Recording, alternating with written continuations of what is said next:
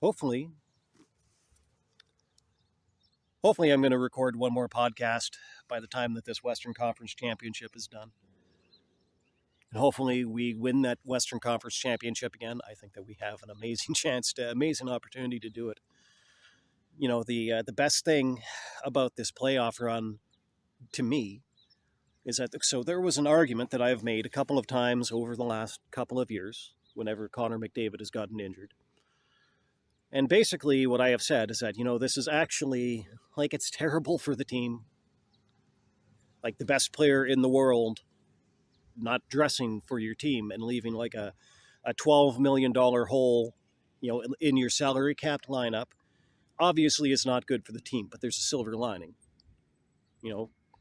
Crisis and opportunity, languages where they have the same word for crisis and opportunity and all of that, that this might be the thing that catalyzes the rest of the team to come together and play great hockey without Connor McDavid. And then when you add Connor McDavid again, then they become just this juggernaut.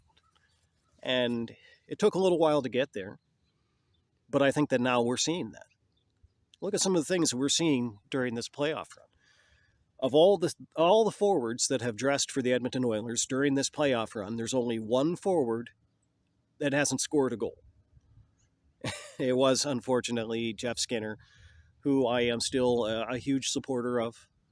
I mean, that's one of my things. I kind of like whenever a player is struggling, I tend to support them even harder because even Jeff Skinner is definitely not the worst player, on this team, at least in my opinion. But, even the struggles of your worst player are going to affect the success of the whole team. And so I tend to gravitate towards those players and cheer for them to break their funk and have the kind of success that they want, that they obviously want to have, and the team wants them to have, and that the team needs them to have. And he's unfortunately the only guy on this roster of the forwards who has played in this series, this playoff run, who doesn't have a goal. But at the same time, he only played one game. He might get back into the roster at some point, and if he does, I hope that he scores and does well. But okay, back to the point. I think that we're seeing exactly the thing that I was talking about all of the other players coming together and playing great hockey, and then you add Connor McDavid back to that, and then you add Leon Draisaitl back to that, and God willing, maybe at some point here we get to add Matthias Ekholm back to that, and then the team is just amazing, becomes like this juggernaut. I think that we're seeing something like that. Not saying that they're a juggernaut, not saying that they're unstoppable, but it's been it's been very gratifying. To me, that's actually been the most fun part of this playoff run, is seeing that thing happen.